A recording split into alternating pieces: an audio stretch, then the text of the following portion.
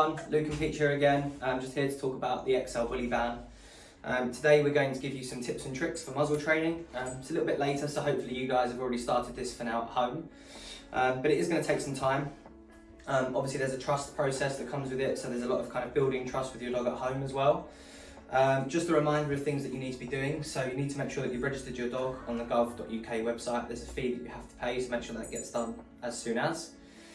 We also have to make sure that you have third-party liability insurance. Check with your current pet insurer if you have it, because they sometimes have some coverage. But if not, you can find that on the Dogs Trust website and they can supply that. I think it's around about £25, so they can supply that for you.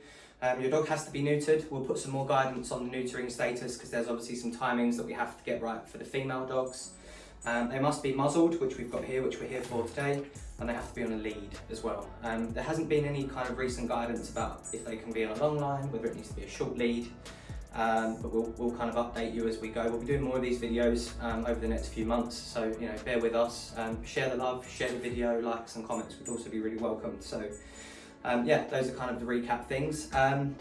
So muzzle training. Now, just to be clear, I'm not a behaviourist. I've done some training as a nurse with dogs.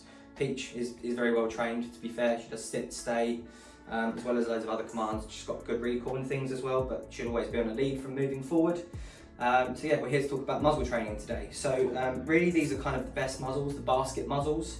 I'd probably recommend one that's a bit more open at the front so that you can put treats in the front.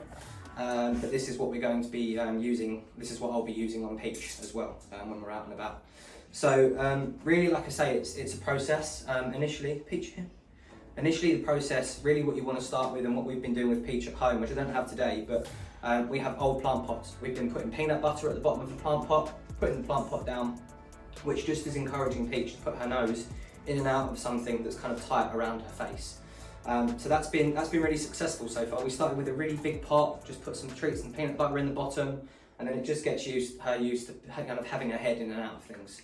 And then we've been slowly introducing the muzzle at home. So again, what we did initially with the muzzle at home is we put some peanut butter on the inside of the muzzle. Please just be careful with peanut butter, make sure there's no xylitol in it because it can be toxic for dogs. So just a good tip there. And then really what we do with the muzzle at home with Peach is we put a treat in the bottom, and then we just say the word muzzle, and then we wait for her to take the treat, which is a bit difficult in this muzzle, but she will manage. So I'll just help her do that with my finger underneath. And then that's good. So that's a positive experience that she's had just by placing the muzzle on there.